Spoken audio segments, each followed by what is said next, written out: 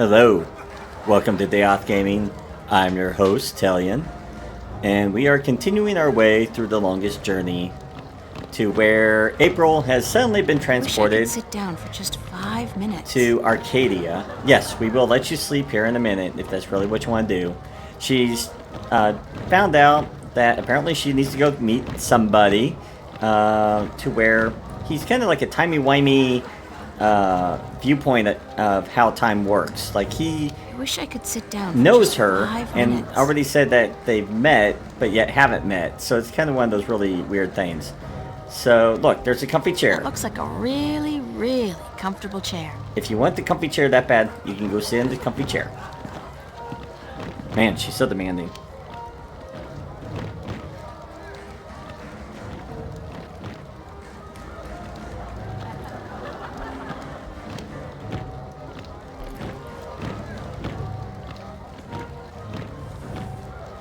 And out she goes.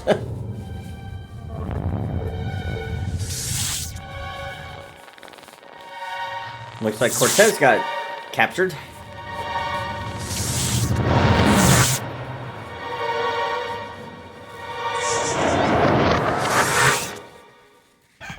That's not good.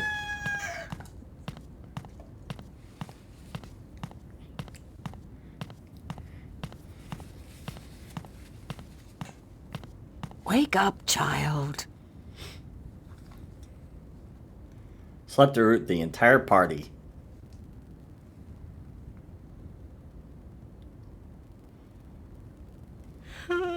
Sorry, I guess I fell asleep. What time is it? It is morning. We need to clean before we open for breakfast, so I had to wake you. I slept right through the party?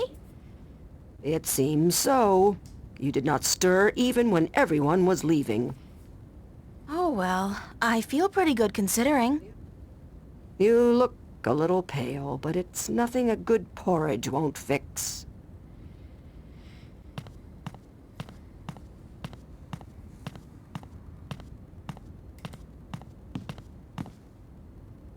The back rooms are both empty.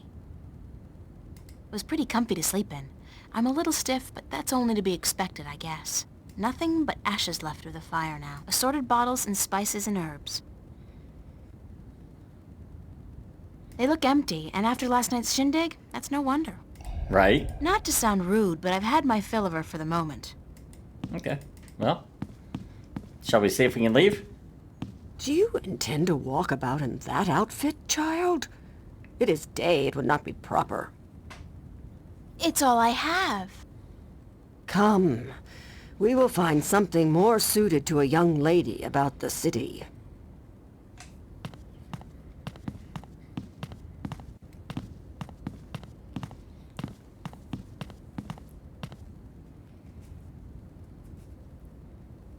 Huh?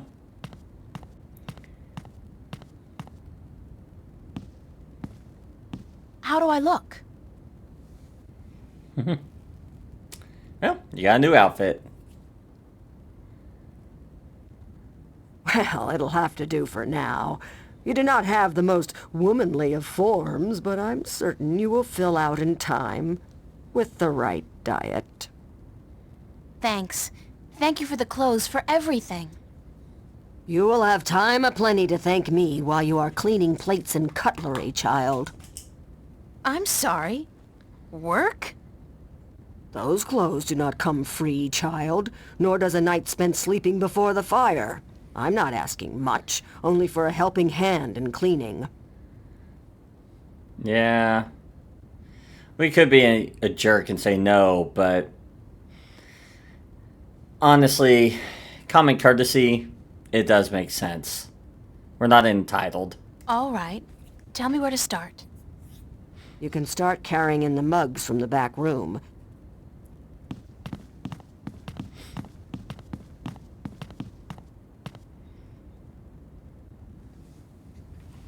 You did good work for me today, child. More than was required. Here you are. Some coin to help you out.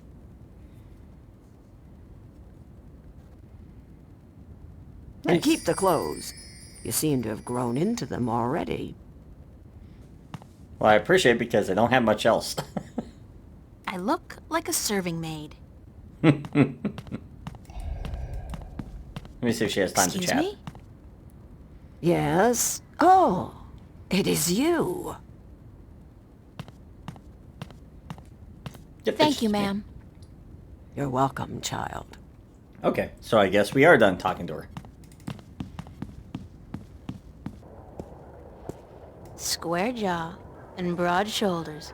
A real farm boy. Quite a sexy one, too. It's a small wagon pulled by one of those strange beasts. Clean and clear, much unlike the water in Venice. I wonder if she's caught anything today. That's a funny-looking animal. Whether we can pet it.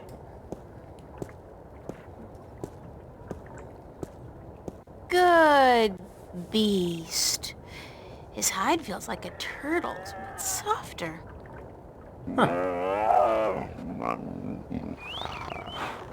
Yeah, good boy. Good boy. Well, let's go to the city. So we were all the way over here somehow. Well, we need to go to the city green to talk with... what's his name? I forget what his name is. It's a flower bed. There's plenty of room for more seeds to be planted in there. You sure there's nothing It else? looks to have been carved out of a large tree, but the texture of the house is more stone than bark. Okay. That's one mother of a plant. I wonder if it's a carnivore. Well, let's not find out.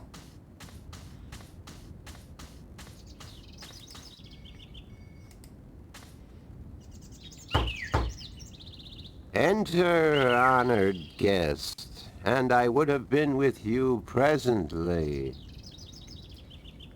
Interesting way of words, for sure. Some of them look to be in English, but I know they're not. It's the Altung language Tobias told me about. The tongue of magic. Sounds a little disgusting, to be honest. Well, where is he? It's a nicely crafted bench. There he is.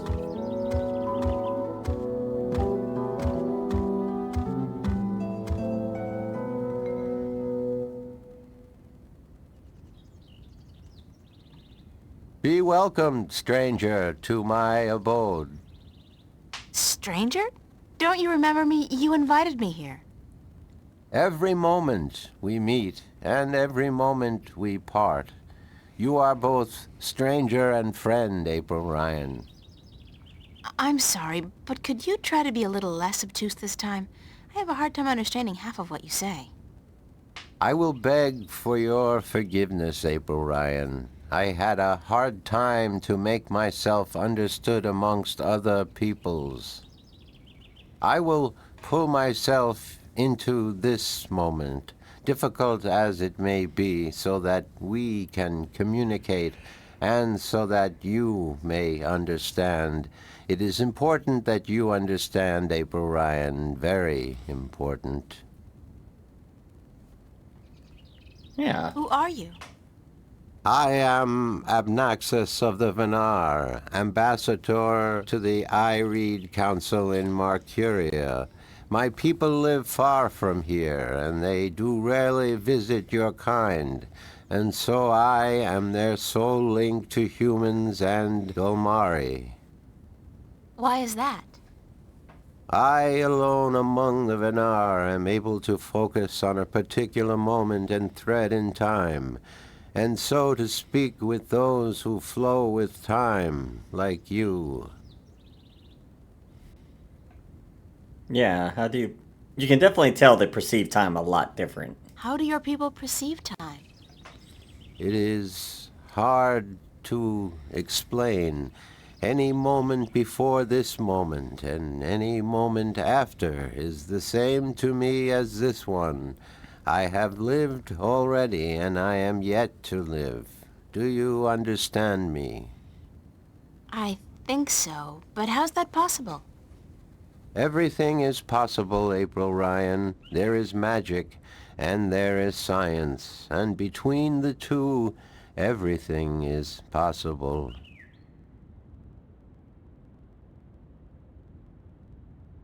Can you see the future? To me, every moment is the same.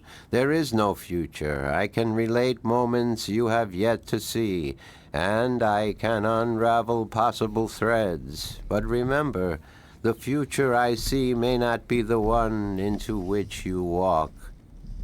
Moments and threads fluctuate, change. I can remember things that have never come to pass, and I have seen things that will never be. So you can't tell the future. Yes and no. I would see your possible futures, the likely threads among hundreds. If there was not a veil in time, I would. Yeah, what's this veil? What's this veil you keep talking about?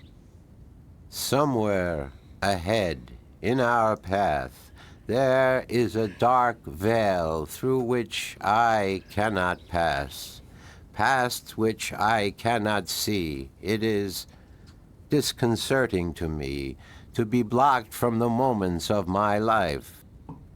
How did this veil come to be? It was, no, will be created in chaos, by chaos, to keep the future hidden. All threads converge on a single point here, beyond the veil, and this will happen only once. It is written. Written? Where? In the prophecies. Yeah, what about these prophecies? Tell me about the prophecies. Words have been written by seers who can discern from all possible threads the threads that are certain to be woven. These words are the prophecies. And what do the prophecies say? Prophecies speak of a time when the balance will falter, weakened by the assault of chaos and its servants. The moment the veil falls is the moment of uncertainty. The balance may stand, the balance may fall. I cannot tell which it will be, and I cannot even see the possibilities, the threads extending from each fork.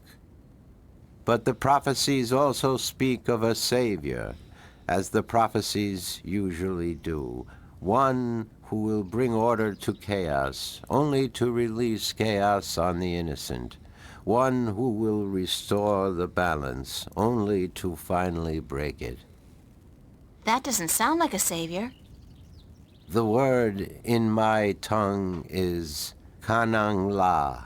Literally translated, it means the small seed who grew to a tall tree.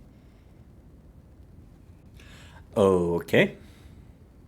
Yeah, let's do some talking. We got questions. Can I ask you a few questions? Yes. Yeah, tell me a little bit about stuff. Could you tell me a little bit about yourself, Abnaxis? Me? About myself? We, the Venar, are not good at speaking of ourselves. We always know who we are, and so we have no need to tell each other. Well, are you married? Do you have kids? Or perhaps your people don't marry? Yes, we do marry, and we always know who we are to be with, because our future is also our past, and so we also know our children even though, according to your reckoning, they have yet to be born. My wife will be, the beautiful Abyanda. She lives by the Bay of Fire in the east. She gave birth to our 3 female children, Abratha, Abalexa, Abpalmana. How long has it been since you last saw them? I see them now, April Ryan. Do not forget I perceive time in a different manner from your kind. I have given them your regards. Well, Say hi to them for me. Yeah, you're a little behind. He already gave the regards you were to give. As I said, I really think it's kind of cool the way the Vinar perceive time. Think about that. Like, you know if someone's going to lie to you, and you know not to trust them, but yet you know it hasn't happened, and it's just that would be a very interesting society, knowing at all time what's going to happen, what did happen, what will happen, and stuff. That would be crazy. Why did you come here to Marcuria? I was chosen to be ambassador to Ireed when I showed a talent for seeing the flow of time from one point to the next. I was trained for a long time in locking myself into a single moment to communicate and understand your world. My people do not normally involve themselves with others, but the veil has forced us to do so. Why don't the Vinar want to involve themselves with humans? In the wrong hands, our knowledge is dangerous. To know of the possible fluctuating futures, this can be a weapon to some who flow with time. We cannot interfere with your time. We are not allowed. Who says? The balance, the guardian. The guardian watches not only the balance between worlds, but also the balance within. Time is in balance, and if this balance is upset, the guardian would know. I thought the Guardian was gone. So he is, and that makes it even more crucial to my people that we preserve the balance and not upset it. Chaos is our enemy, April Ryan, and we do our part to keep it at bay, as do you. Okay. Yeah. You going back home ever? Are you planning on ever going back to your people? When we pass through the veil to the other side and time yet again opens up, I will return to my people. I look forward to that day. I miss my people, and it is hard to speak with your kind. It makes me tired. I know what you mean. I'm a stranger here too. You will bring us through the veil, April Ryan, and then we can both leave this place and go home. Where is your home, Abnaxis? Across the border mountains and north, to where the forests are evergreen, and where in winter the land turns white. Okay. Yeah, what's your thoughts of Father Tobias? I think he's a cool dude. Do you know Father Tobias? Tobias is a faithful servant of the balance, and he is a good man. He leads the sentinel down a narrow path, but he never wavers. We are friends. So, I can trust him? Trust is a concept which often puzzles me. Amongst my people there is never distrust. We always know the truth. But amongst your people, amongst those who flow with time, trust is important, a fragile thing. But yes, I do think Tobias is to be trusted fully. I cannot see beyond the veil, but up to that point there is no thread in which he betrays your trust, April Ryan. Wonder if he's ever heard of Cortez, yeah. Have you heard of a man named Cortez? No, I have not. But that does not mean I do not know him. Names are often fleeting, April Ryan. He's well, some have called him my mentor, others a nutcase. I'm not sure which it is, but I'm leaning towards the former. Your mentor? He is a shifter as well? No, I don't think so. He doesn't travel. Shift between Stark and Arcadia. I do not see him in my life, April Ryan. I do not know him. Beyond the veil, perhaps, but not before. Thanks, Abnaxis. You are always welcome, April Ryan. Let's see. Well, we asked the questions, so let's see if he can help anything. I need some help in my quest. Yes, you did. I did? And what did you answer? That I will help you as much as I can, but in the end, I'm on my own. I've heard that one before. All right, let's see. Yeah, what do you know about dragons, the Drykin? What do you know about dragons? I do not know much about the kin, but I do know a little. Perhaps it will help you, perhaps not. The Dryak kin came to this world a very, very long time ago, before the dawn of man, before the divide. The Venar had yet to learn to be outside time, and there were few other peoples on Earth.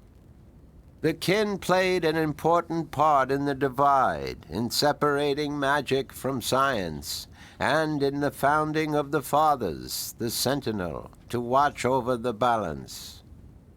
It is said that after the divide of the 4 Dryak kin that came to Earth, 2 went to Stark, and 2 to Arcadia. But that was a long time ago, 12,000 of your years. That's I a do long not time. know what has become of them since.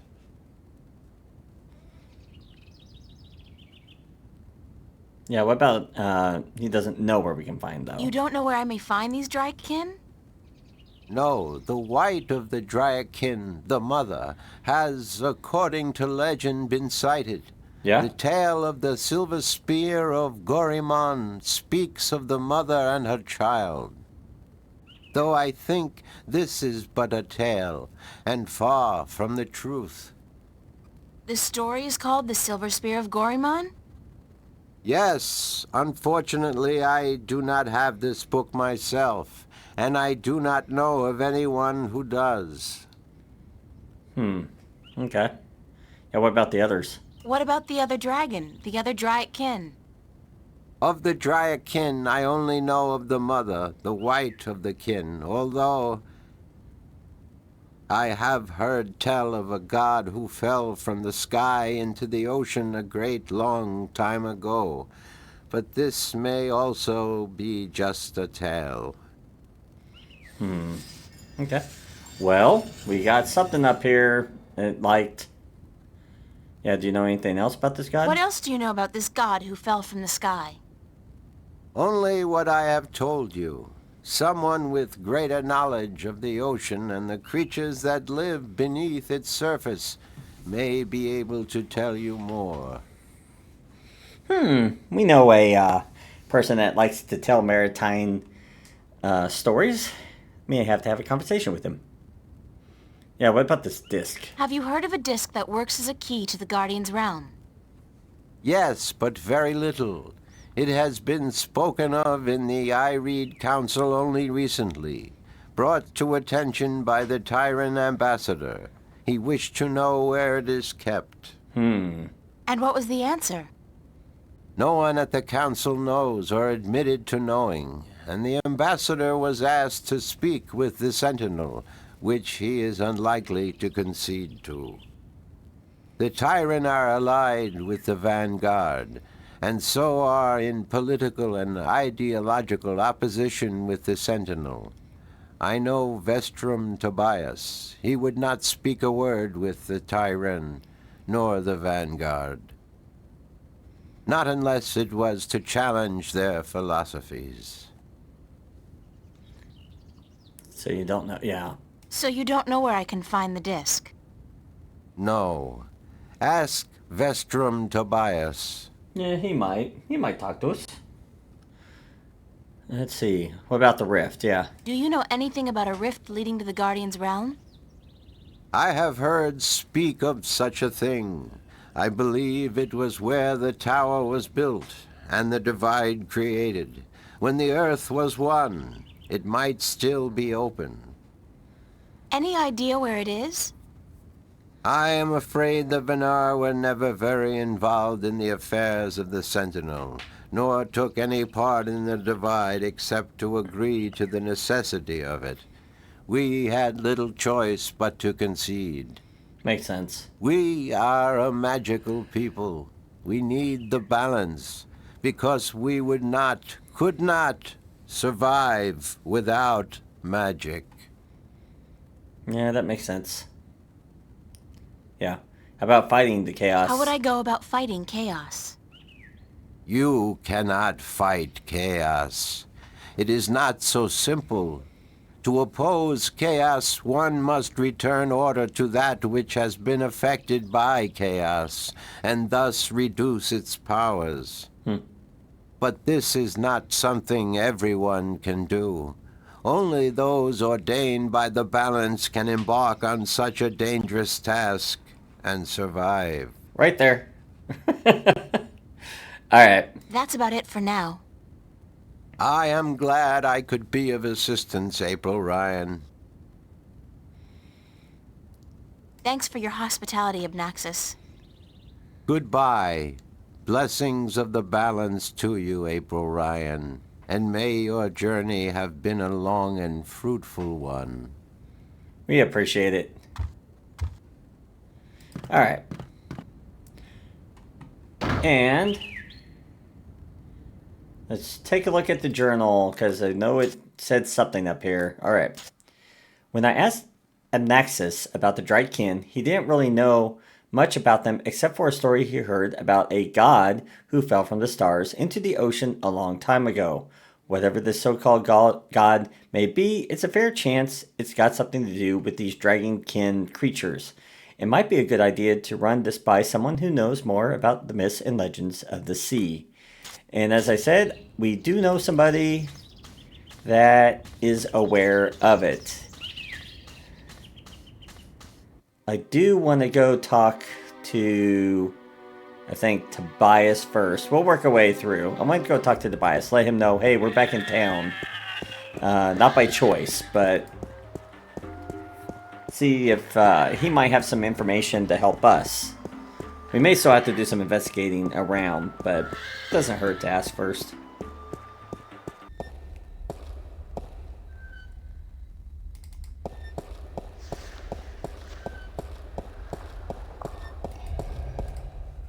Good morning, Tobias. Why, it's April, my friend from Stark. Have you come to visit us again? Well, So it appears. I didn't exactly come here by choice this time, though. Oh? How so, if I may ask? In a weird and twisted way, it's nothing out of what's become the substitute for ordinary in my life. One second I was in my room in Newport. The next, I was in a dark alley in Marcuria. You must have opened a shift while you were sleeping. Good. This means you are learning to harness your magic. Yeah, I guess, except I don't think I'll be able to get back home again.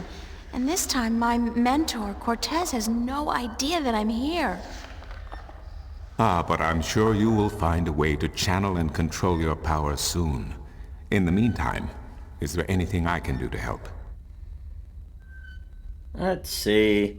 Well, I need help trying to get back home. Yeah, and then we have a couple other questions. So let's start at the top and work our way down. I need help getting back home. Unfortunately, I'm in no better state today to help you shift than I was the day before yesterday. You are the one with the talent, and so you must learn to use that talent. Okay, what about locating the disc? Yeah. I need to locate the disc that unlocks the Guardian's tower. The disc that is the key? Yes, it is needed. It might even restore balance, provided the new Guardian accompanies it to the tower, of course.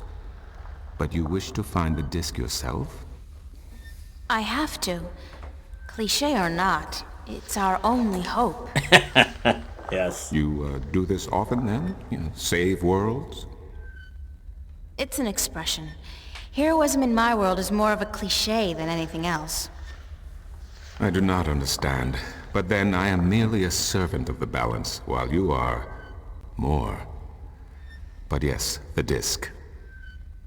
As I told you once before, when the Earth was divided, and the realm of the Guardian created, a disc was forged in the Well of Making. The disc was to serve two purposes: as a key to the Tower of Balance should it become necessary to enter it in the Guardian's absence, and as a replacement for the disc that is already in the tower should it be broken. The tower is now abandoned and locked, and the old disc shattered. I do think the time is right for the second disc to be brought forward and used.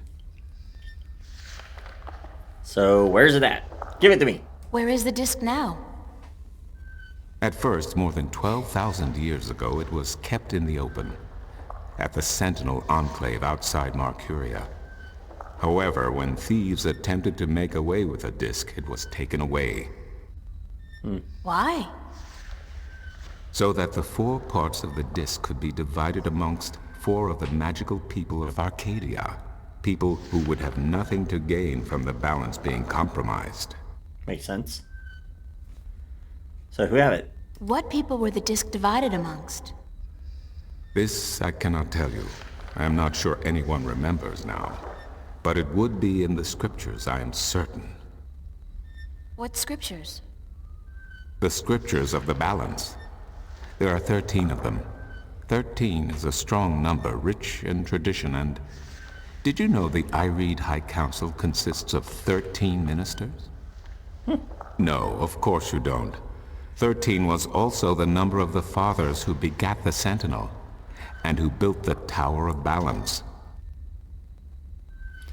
It's kind of interesting. To them, it's a good luck number. In of course, Stark, or in our world, 13 is a bad number. It's kind of an interesting little thought when you think about it. Yeah, where can we find the scriptures? Where can I find the scriptures of the balance? Pay a visit to the Sentinel Enclave, located outside the city to the east. The great library of the Enclave contains every book ever written by an Arcadian minstrel, and most others as well. Speak with Minstrom Yerin, the keeper of books. Tell him I sent you. Alright. And I think he told us this. Let's just double check. Where can I find the scriptures of the balance? Again, you will find these Yeah. texts at the Sentinel Enclave. Speak with Minstrom Yerin. Okay, just making sure. I need to find the entrance to the Guardian's realm. There is one. You are right in that, but where, I would not venture to guess. In the past, when the time came for the Guardian to step down and another to take his or her place, the Guardian opened a gateway wherever it was needed. A Guardian, still in full control of the balance, can invite anyone in, and let anyone out. But with the Guardian gone, the only way in would be the point where the divide was first created, where the tower was built. Isn't that location written down somewhere? Remember that this was done on the old Earth before the divide. After the divide, after the creation of Stark and Arcadia, places were shifted about. This entrance may not even be on the ground anymore. What do you mean? It could be up there, in the sky, or far below us, through the crust of the earth into the molten depths below. I cannot say, and I do not know anyone who could. Okay. But yeah, isn't there any other way, maybe? Isn't there any way to locate the entrance to the Guardian's realm? Perhaps with careful investigation of the old texts, histories of Arcadia, of the Divide, the scriptures. I do not know, April, but it cannot hurt to look. That is true. Again, you will find these texts at the Sentinel Enclave. Speak with Minstrom Yerin. Okay.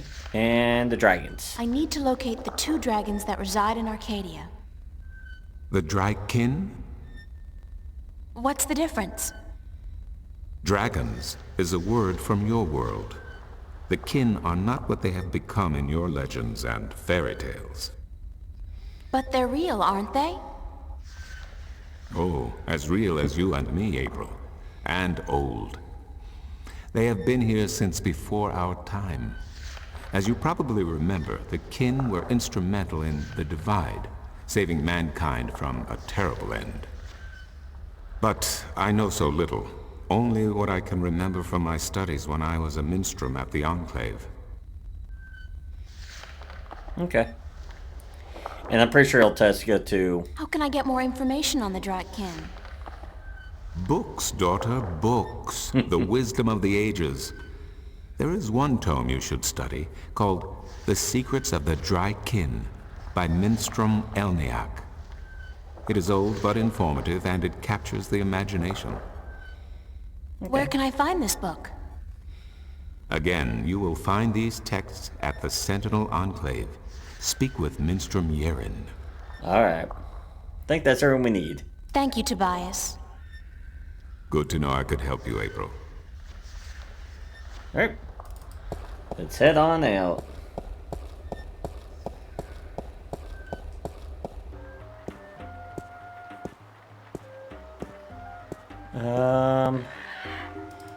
Let's go talk to that old sea guy. He might have some stories about maybe the old god that fell into the sea.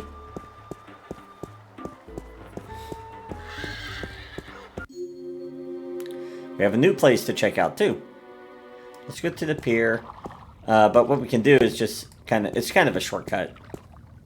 Makes it so you don't have to run all the way through the docks. Hello again, old man. It be you.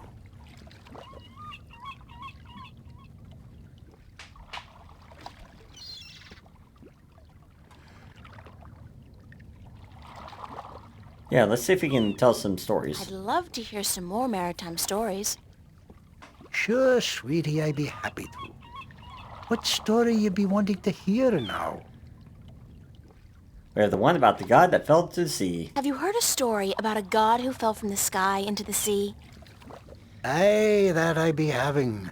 Although that be a story of man-eating mermen who ravaged the sea of songs, swallowing sailors whole and spitting their bones out to dry. Are you sure you be up for hearing such a cruel tale? I've heard worse. Ye be a tough little lady, be you not? All right. Well, like I be telling yous, the sea of song surrounding the island kingdom of Gien be a treacherous sea where countless vessels have disappeared without a trace. Now, this be near 30 long winters ago, mind, during me second term as captain of the trader Lucky Lady. We've been crossing the Sea of Songs for 2 seasons, and we'd yet to be seeing any sign of the dreaded bloodthirsty mermen who lurk in the waters off the Guyenne coast. That night we be laying still with our sails down, awaiting the wind to pick up and carry us north to Marcuria, when we be hearing a frightful scream a-coming from the port side of the Lady Luck. I be the first to rush over on account of me having me arm down the apple barrel. We just been to Arras to pick up 100 barrels of sweet Guyenne apples. And as luck would have it, I be there just in time to witness Sally Barney's horrible fate. He be in the water, screaming and waving his arms, and the water around him be red as a midwife's arms after a grueling birth. I get the picture. Go on. Then I be seeing, I glimpse a large, shiny, sleek body be pulling Sally down and swallow him whole. It be the mermen come to claim the body of the sailor who dared cross their sea. Are you sure it wasn't a shark? What? Big fish with sharp teeth and dead black eyes and a large triangular fin on top? You mean a black-eyed snapjaw? I guess it could have been, but it be no snapjaw. It be the dreaded merman of the Sea of Songs. Where does the sea god fit into all of this? Aye, I be coming to that. You see, the bloodthirsty mermen be not only happy with cannibalizing sailors, but they be sacrificing their own to their dark old sea god. Actually, unless the mermen are human, they wouldn't really be cannibals if they ate humans. Blood sacrifices to the dreaded god who lives on the bottom of the sea. Aye, that be the truth of the mermen, fierce and bloodthirsty cannibals of the Sea of Songs. Thanks. Good story. Aye. Alright, well that told us a little bit of stuff, okay? I'm all storied out for now. Thanks. Aye, ye tell me when ye want more, right? Hopefully we won't, but See you thanks. later. If I not be dead, aye. Alright, let's get caught up on the diary entries. I think we have 2 or 3. Alright, April, what else you got in here? Monday. I have no concept of what the Arcadian or Marcurian calendar is like, but at home, it'd be July 31st. Come to think of it, what year is it here? Anyway, that's not really the reason I'm writing an entry into my diary. Tobias told me about a library where I may be able to find some answers. The library is at the Sentinel Enclave, just outside of town. I'm supposed to speak with a Menstrom named Urin. He's the keeper of books or something like that, which probably translate into the equivalent of a librarian. And this is after we talked to the old man. What is it with old sailors and long, pointless stories? I did manage to get some useful information out of the old man, however. He claims that the god that fell into the sea, the one Abnaxis told me about, is worshipped by bloodthirsty cannibal mermen who live in the Sea of Songs around the island of Gien. I think that's how it's spelled. The fact that they're not necessarily cannibal just because they eat humans didn't really deter him from finishing his story. I'm having my doubts about how bloodthirsty these creatures really are as well. Seems like the monster he described in his story could be some kind of shark instead of a merman. Whatever the truth, if anybody knows about this god who fell from the stars, it would be the merman. Okay. So let's go check out the Enclave,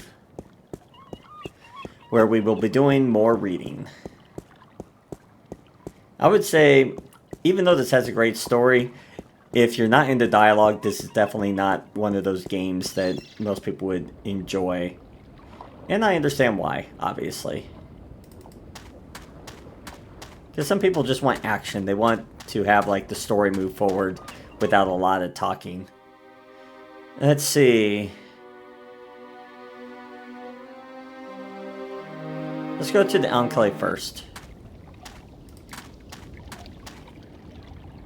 It's a stone dragon gazing down into the center of the dome like it's guarding the entrance. It's a magnificent piece of work.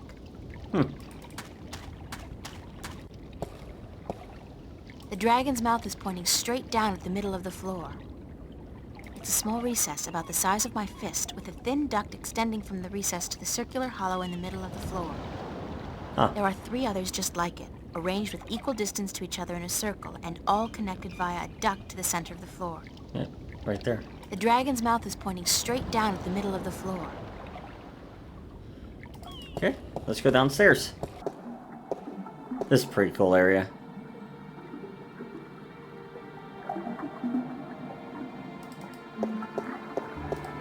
It's one of the Sentinel Minstrel.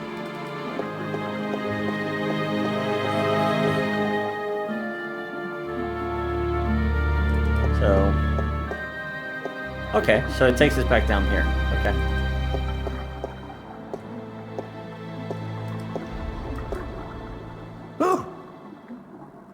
Oh, goodness me, I didn't hear you come in. By the way, you haven't seen Volume 6 of the Complete Annotated History of the Northlands, have you? I could have sworn it was here yesterday. Sorry, no. Not us. I guess someone else must have taken it. I try to tell them to write down what they borrow on the list, but they never listen. Only last week I spent 3 hours searching the entire Enclave for the second scripture of the ballads, the scripture of song, before I realized that Vestrum Tobias was studying it back in the city. Now, such incidents could be avoided if only, and this applies to you too, young lady, people would sign out the books they borrow when they borrow them, and sign them back in when they're done. Such a simple procedure. It shouldn't take more than a few seconds to jot down your name and the name of the book you borrow. It makes my job so much easier. Now, which book did you want me to find for you? Well, let's find out. Yeah, I'm pretty sure this is urine. Are But you Minstrom Yaren? urine. Yes, of course. What a silly question. How would I know? I don't know you. I am Minstrom Yeren, keeper of the great library of Marcuria. In fact, this is the greatest library of all the Northlands. Perhaps of the entire world. Although they say the Dark People have a library as big, if not bigger, than this one. But of course, we're not allowed anywhere near there. Have you been there? I don't think... What a silly question. Of course you haven't. You're not of the Dark People, are you? You don't look like any Dark People I've ever seen, so I can't see how you could possibly... Now, where did Volume 6 disappear to? He rambles. He rambles a lot. Tobias said I should talk with you. Tobias? Vestrum Tobias? I haven't seen him for... Well, he was in last week, but before that it must have been days at least. How is he? Still eating enough for 2 mules? I must tell you of this funny story I heard the other day, of how Vestrum Tobias eats enough for a table full of minstrum. Or was it one Elguan? Although the Elguan don't as a rule eat very much at all. Did you know that the Elguan can smell water more than half a day's journey away? Amazing, amazing creatures, perfectly suited for life in the desert. The balance provides, that's for certain. The balance provides. Well, I need to look at a few books. Vestrum Tobias recommended that I look at some books. Books is what we do best here at the Enclave, that is for certain. Which book would you like to see? Let's see. Well, we have a few books that we know for certain. So let's go ahead and start from the top. We aren't sure what books we're looking for, and then we'll work our way down. I'm looking for some information, but I'm not sure which book to ask for. No matter. I know a great deal about most of the books in here. What topic intrigues you? Well, let's see. We got 2, 3 things. Okay. I've heard rumors about mermen who live beneath the Sea of Songs, and I'd like to find out more about them. Mermen in the Sea of Songs. Let me see what I can find, yes?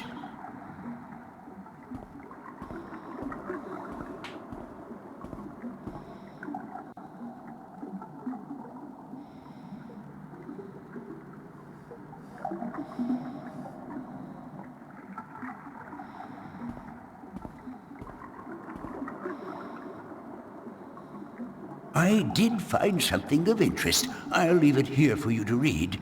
Well, thank you.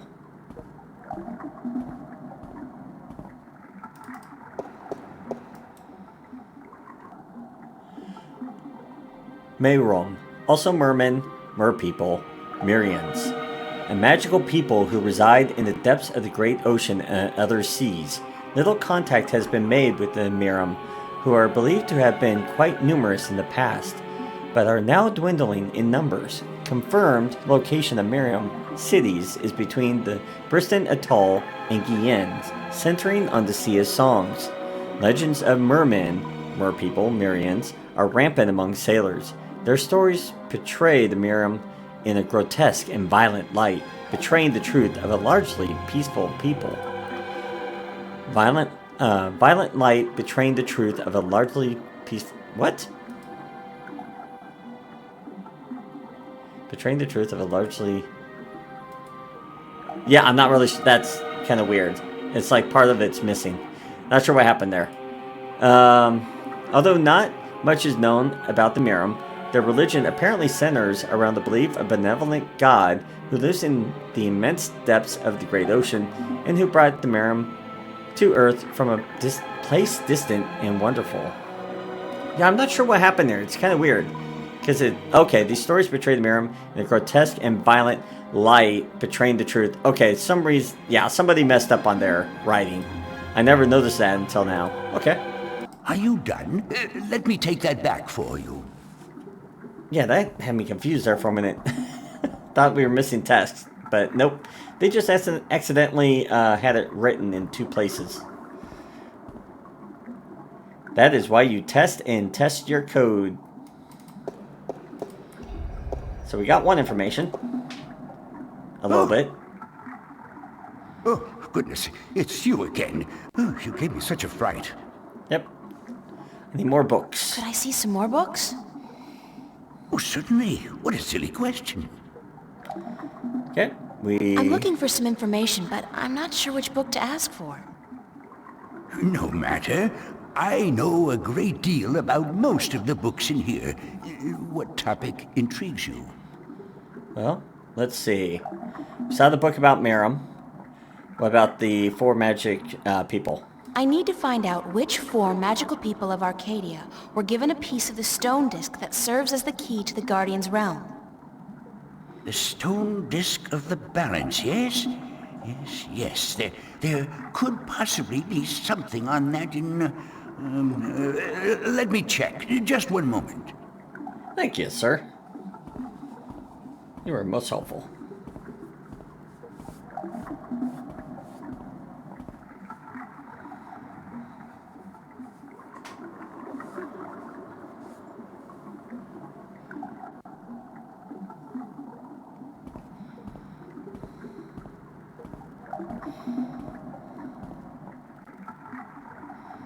I did find something of interest. I'll leave it here for you to read.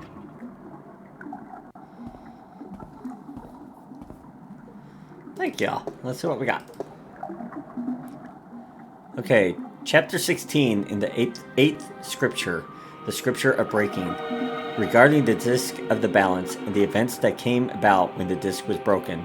The scriptures tell us that the disc was kept at the Enclave for many thousands of years, safely guarded from any threat by the respect held by every man and woman for the authority of the fathers. But with dissent came out disobedience, and disobedience brought immorality, and immorality begat theft. Tyrant soldiers, aided by sentinel traitors, attempted to make away with the disc, but they were thwarted by the Wight of the Kin herself, intervening, although forbidden to do so on behalf of the fathers. The disc was brought safely back to the Enclave, but the threat would linger in the minds of the Minstrum and the Vestrum. So it became that the disc was melted in the forge of the Dragon's Mouth, shaped into the elements of 4 magical people, and given to these respective people for safekeeping, until such a time when it was decreed that the disc should once more be whole. One stone to the gentle souls that sing in the dark and shape the earth between their toes.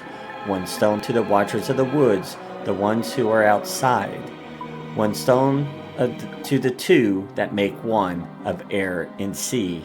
And one stone to the keepers of the dark flame, the eternally dark, the mariners. When the time comes for the disc to be whole again, one person will make a journey to the 4 who hold the pieces, and the pieces will be given willingly, because there will be no doubt to the righteousness of this person.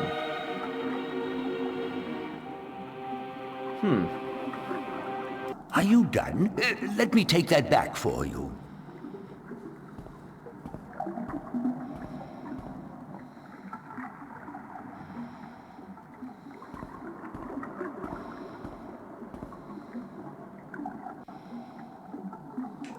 Alright, interesting.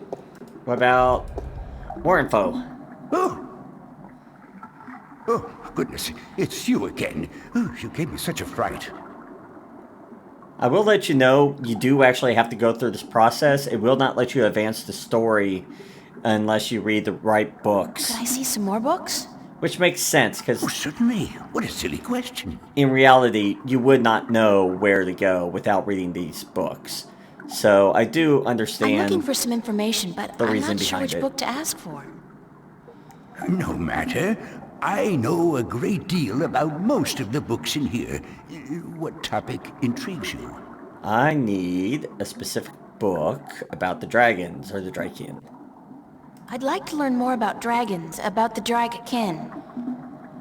Oh, yes, yes. We have some wonderful books on that topic. Stay here.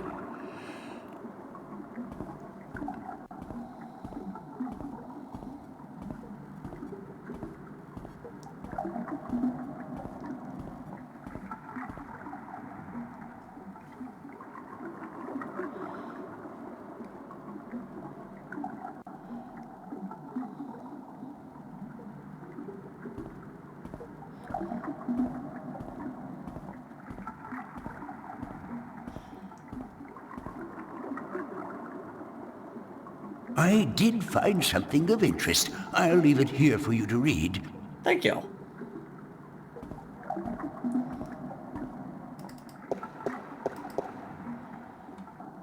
Secrets of the Draken by Minstrom Eliak. Forward. The Draken are known by many names throughout the Twin Worlds. In All Tongue, they are often referred to as Draken. In such variations of Low Tongue, Draken, in the Southlands the word Draganch refers specifically to the winged lizard shape traditionally associated with the kin. In Irhad, the eternal spirits of the kin are called simply Drak, regardless of their current shape. In Stark, most cultures refer to the kin as dragon, drag, drake, dragon, though this usually refers only to the winged lizard-like shape and not to the spirit inhabiting this shape. In fact, while in Arcady, the kin are respected and revered as internal spirits with great significance in the balance and the all. In Stark, the kin are mostly creatures of mythology and fairy tales. However, in some Stark legends and scriptures, notably the Christian Bible, the name dragon is associated with the forces of evil, and thus the religious connotations do seem to have carried over in a somewhat distorted form. Who or what are the Draken? Why not ask who is the creator? Or what is the all? Questions thus asked will remain in perpetuity unanswered, for they are in truth unanswerable. To condense all knowledge of the creator into one answer is futile, as is any attempt to define the all without describing every single element that makes up the all. So also with the Draken, we cannot answer who is the kin or what is the kin, but we can provide some answers to the simpler questions, the questions that deal with what we see and hear and feel, and what we have been told by the kin themselves, answers that together may give us, if only the faintest hint of the whole truth, then at least some indication of who or what the Draken are.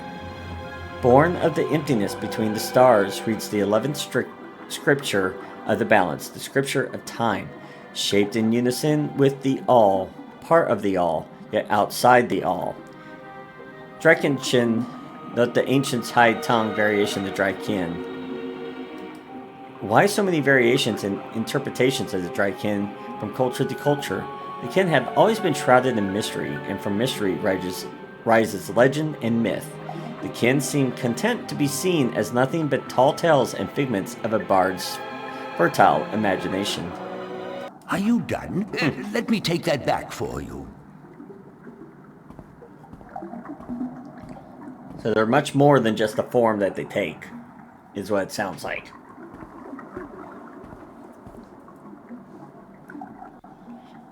Okay, so that's all the information we need right now, at least of what we don't know about specific books. Oh, goodness, it's you again. Oh, you gave me such a fright. So we're looking for more Could I books. see some more books? Oh, certainly. What a silly question. Ouch. Okay, we're going to look at some specific books at this point. So we want to look at the Silver Spear of Gormian. I'm looking for a story called The Silver Spear of Gorimon. Gorimon, yeah. Yes, a fanciful tale if I ever saw one, but a charming one. Did you know that I'm often paid visit by adventurers wishing to read everything available on the spear so that they too can set out on their foolish quests?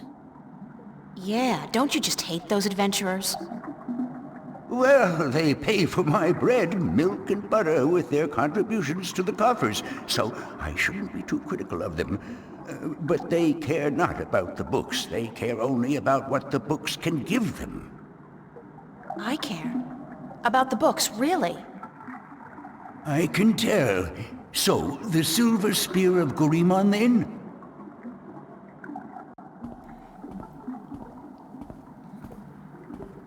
Not sure what that'll tell us about the dragons, but we can see.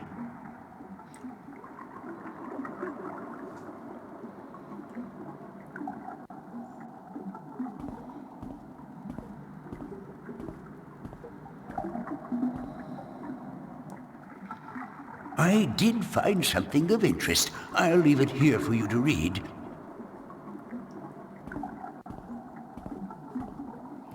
Well, thank you. Let's see what you got this time for us.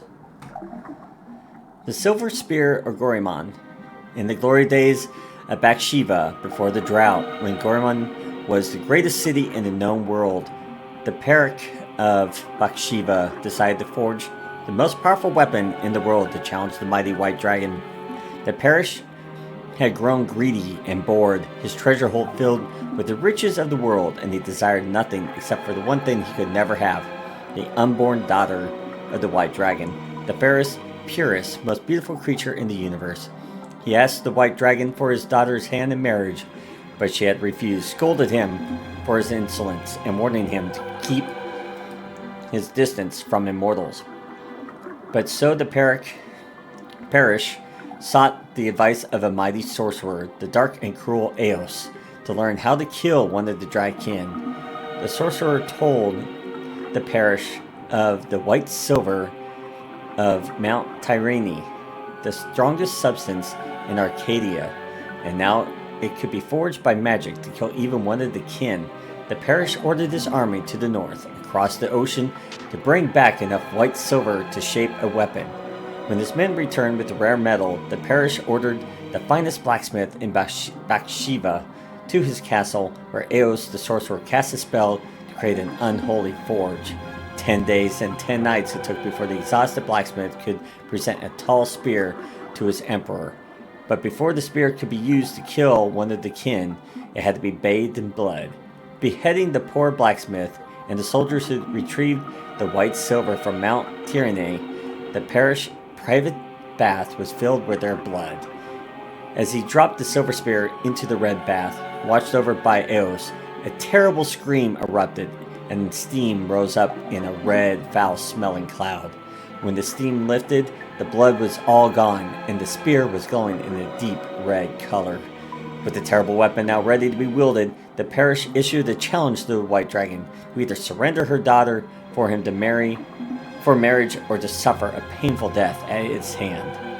Enraged, the white dragon refused him yet again and flew to meet the Perish, his sorcerer, and his 1,000-strong army on the green fields outside Gorimon. Of the magical silver spear she knew nothing, and the Perish kept it wrapped in cloth by his side. "Bring your forces around, Perish," warned the white dragon. "If you do not, I will lay waste to them all." "I wish my men no harm," lied the Perish, "for this is between the two of us." He then rode forward alone and dismounted his horse, but stayed within reach of the spear. The white dragon landed before him, and she said, "You are brave to face me like this when you know you cannot harm me." Then the Perish raised a hand as if to greet her, but it was instead a sign to the sorcerer, the terrible Eos, who cast a mighty spell to hold the white dragon while the Perish drew his silver spear. The white dragon fought bravely, and she was close to escaping the sorcerer's magic, but the Perish was quick, and he thrust the magical spear into her chest. She screamed in pain and anger, and the sorcerer's spell could no longer hold her. Rising on her beautiful wings, blood poured down on the land below. She cursed Bathsheba, her parish, and her people for all time. Wherever the white dragon's blood fell, the land turned arid and grass became sand. The parish sent his army to follow the white dragon and to bring back her egg, but the drought grew, and within days, the once proud empire of Bathsheba was turned into a desert. Then, following a fierce storm that tore across the land for 100 days and nights, and when the dust settled, there was nothing left of Bathsheba but 2 coastal cities and a few scattered oases. It is said that in the buried ruins of the lost capital, wrapped in the arms of the parish who dared to test the immortal, rests the silver spear of Gorman. Are you done? Let me take that back for you.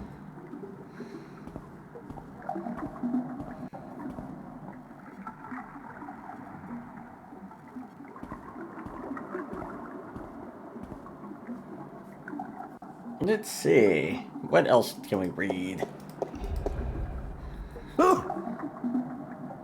Oh, goodness, it's you again. Oh, you gave me such a fright. I think we're getting close to finishing up all the books. Could I see some more books? Oh, certainly. What a silly question. Let's see. A book about folktales and Marcuria. So let's look at the book of history of Marcuria. A book on the history of Marcuria would be interesting. Ah, an extensive subject, to be sure. I will do my best. I was going to say, please just don't tell me that I need to look for a specific time period. We're doing a lot of reading as it is.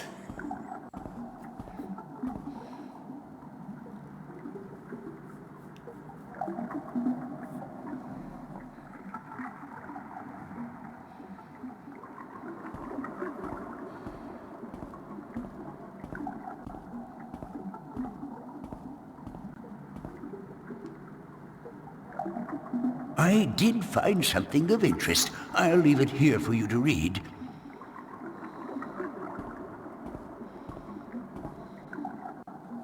Alright, let's see what he got.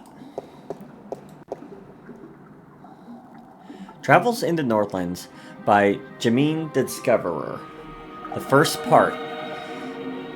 In my many years as a traveling poet and bard, I have journeyed far and wide across the fair realm of Arcadia, and I have seen sights most people have not dreamed.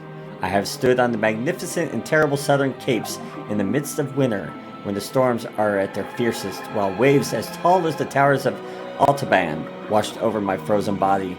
I have witnessed the monstrous beasts that lurk in those dark and deadly waters of the south, swallow brave galleons whole, creatures the size of mountains, that with a flick of a tail could touch the depths of the sea and the stars themselves.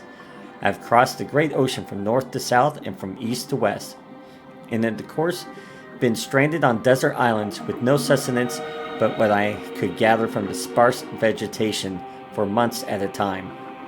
I have ridden the giant Elguan across Kangangriel, the wasteland, from Altaban to Monterbra, and further south, where the Turok, the oases, are few and far between, and I have seen the shifting dunes above the ruins of Gorimon, precious jewel Bathshevan Empire, concealed for centuries by the coarse and treacherous sand.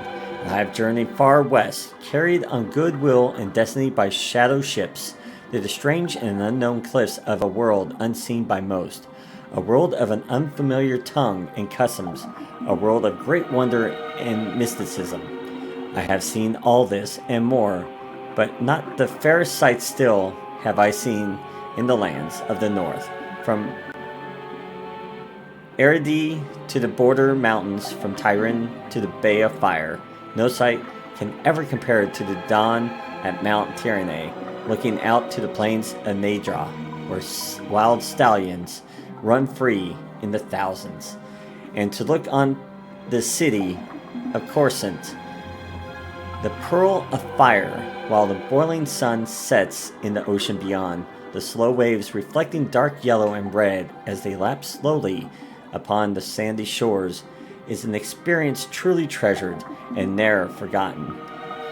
These lands are blessed by the Creator, shaped by men, yet wild and free and fertile, home to the greatest cities, the most precious sights, and the most cultured and civilized people of Arcadia. Of all the fires I have rested my weary legs by, of all the taverns where I've learned the legends of tale spinners and memorized the songs of bards, of all the lands where I have wandered from the city to village, it is to the Northlands I return time and time again to learn ever more. Join me now, for I will evoke in you the very emotions I first experienced when visiting the sights and treasures of the Northern Lands. Join me, and I will surely bring you there, to the exotic midst of this blessed land, and you will pine for its rugged coast and green woods and its hardy people, and like me, you will ne'er rest until you can return to the yonder shores. Marcuria, O Marcuria, thou unkept diamond, of capitals thou art by truth the fairest. Thy counsel many seek for knowledge, kept within its centuries sought and gathered, by men wiser than the ages brought hither, by word of mouth. Marcuria, changed though not the course of war, between thy people, diplomat, wise man, magician, all this and more, thou have without equal the mark of merit and virtue. Written by Jameen Earthrin, the poet. The august capital of Aridi, the unified country, Marcuria, lies on the hardy southern coast of the Northlands, halfway between Tyran and Coruscant, and is a port of call for merchants, traders, adventurers, and pilgrims from all four continents, a place of commerce and diplomacy for millions of humans and other species. Aridi is a strong and proud land perched between the plains of Nadra to the north and the land of Tyrene to the west, the Great Sea to the south, and the forests of the Northlands to the east, and inhabited by humans, Domari, Tyrene, Mole people, and Vinar. Irid was formed after Marcuria emerged as a major center for diplomacy and trade, and became the banner under which the surrounding lands united as one. Aridi is a democracy currently led by the Chief Council of the Aridi flag, Lord Gavin Dellon. The High Council, composed of the ministers who govern by representation, resides in the Marcurian Hall Assembly, flanked by the palace and the barracks. The Aridis are traditionalists, and their form of government has barely changed over the last few millennia. In High Tongue, Aridi means unification or assembly. Marcuria is one of the largest cities of Arcadia, the capital of Aridi, and a center for trade, diplomacy, and cultural diversity. Populated by a large variety of races from human to Vinar, Marcuria has grown from its origins as the birthplace of humanity to the city of all Arcadians and the hub of the civilized world. Founded 20,000 years ago at the shore of the then uncomfortable ocean, it is the first known permanent settlement of the emerging human race, initially left to its own devices by more developed races. Marcuria grew large and fat and wealthy with newfound confidence. It passed through a period of expansion which gained it a reputation as a merciless aggressor, which soon brought violent attention from the Tyrene in the west and the Dolmari in the north.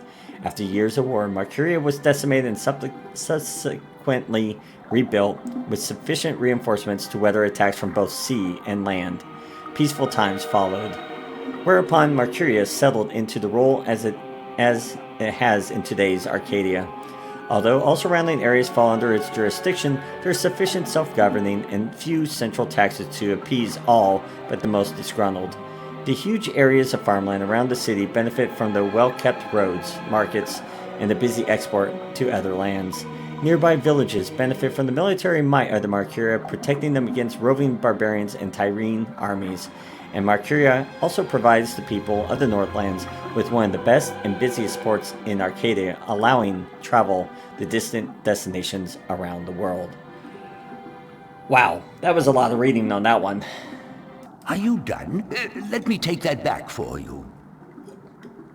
Wow, that dries out the mouth really quick. I think we have one more book for now to read, and I think we'll be done with all the lore. At least for now. Oh, goodness, it's you again. Oh, you gave me such a fright. Okay. Can I see some more books? Oh, certainly. What a silly question. We need folklore. I'd like to read some Arcadian folk tales. A favored topic of mine. I have just what you're looking for. Thanks.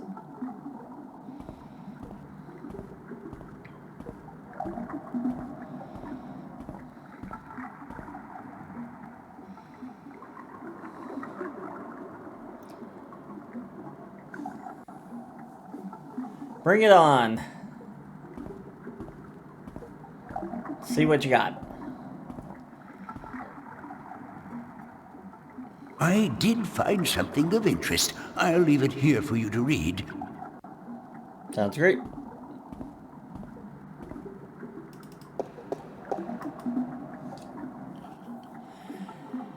Saedra, the faithful wife. Saedra was married to a brute of a man named Care. He was a bully who drank, cursed, gambled, and beat up his wife when he lost coins at the cup stable. Still, Saedra treated Care with respect and care. Maybe it's Car.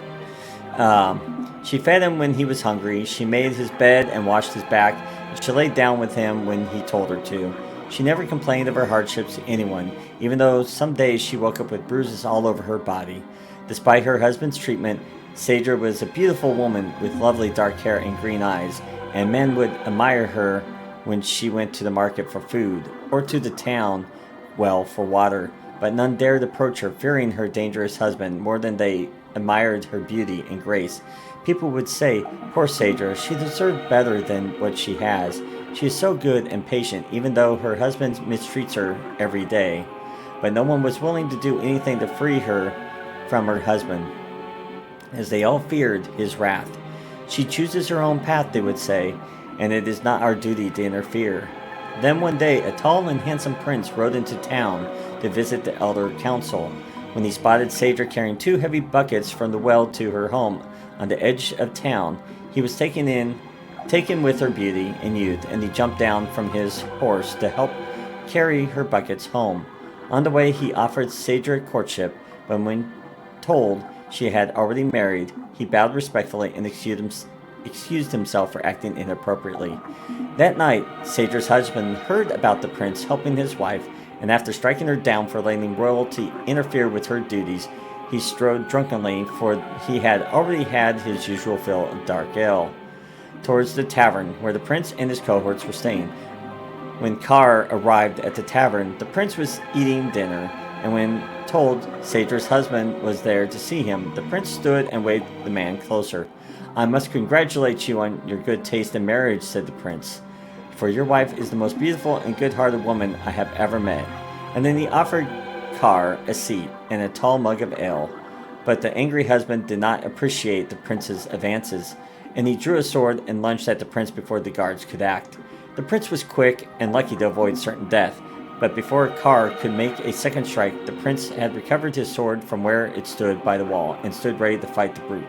"Leave him be," called the prince when his guards drew arms and ran to protect their liege. "This is between him and me." Smiling briefly, he nodded his head to Car and stood to attention. Obviously, his skill with the sword was formidable. Car, a coward at heart, knew that if he fought fairly, he would surely die, and he sheathed his sword but loosened the knife he had tucked up his long sleeve. "My pardon, Prince," he said, Car. "My love for my wife is such that I am blinded by jealousy. I offer you friendship and apologies." He extended an open hand to the prince and smiled a broad lizard smile. The prince, unaware of Car's mistreatment of his faithful wife, smiled back, put down his sword, and extended his own hand. "Your apology is accepted, sir." Then suddenly, Car's knife was in his hand and moved in a blur towards the prince's exposed throat. Had it not been for the quick eye of a nearby guard who with the large side of his sword struck Car on the side of his head, the prince would have been dead. The knife carved a deep scar in the prince's shoulder, but did no serious harm. Carr was taken away to the town prison to be judged when the sun rose. His crime was surely punishable by death, especially if Sadra would testify to his cruelty in front of the judge. Free of Carr's tyranny, the townspeople now spoke of Sadra's suffering by her husband's hand, but Sadra would not herself, even now, speak against her husband, and instead of being sentenced to death, Carr was sent away to work the king's mines for 25 years, taken with her faithfulness, the prince yet again offered Sadra courtship, but again Sadra declined, for she was still a married woman. Then 1 year later, Carr attempted to escape the king's mines by killing 2 guards and climbing the walls, but he was shot down with an arrow and died in agony and disgrace. Again, the prince visited Sadra's town, bringing condolences and a renewed offer of courtship. And this time, Sadra agreed. Months later, the prince and Sadra were married in a glorious ceremony, and when the old king died, the prince became regent and Sadra his queen. She was as good a queen as the land has ever seen, and she was loved dearly until the day she died, and her funeral was the greatest and most tearful in the memory. The children of the lake. There was a village by a lake where no couple had borne a child for 20 years. The villagers were desperate, for without children their village would wither and die, and they turned to their god for help. The next morning, 50 young children rose out of the misty lake and wandered onto the shores, much to the joy of the childless women. "We are yours," they said one of the children, "as long as you remember one thing. You are never to fish from this lake again. Instead, you must learn to hunt in the forest and live off the land." The villagers agreed, though they worried they might go hungry since they were used to catching and eating fish from the lake. But it didn't take long before they had taught themselves to hunt and grow wheat and potatoes in the fields. 18 years passed, and then one day an old man grew tired of rabbits and deer and potatoes and bread, and he longed to catch a big fish and cook it over a sizzling fire. He took his boat out to where the villagers would not see him, and he sank his line. Almost immediately he caught a large trout, but as he was rowing back to the shore, he saw the children of the lake wander from their homes back into the dark waters from whence they came.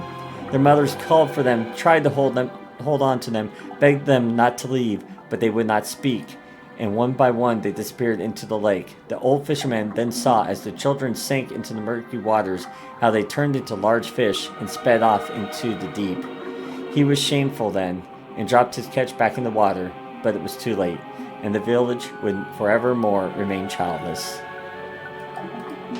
Are you done? Let me take that back for you.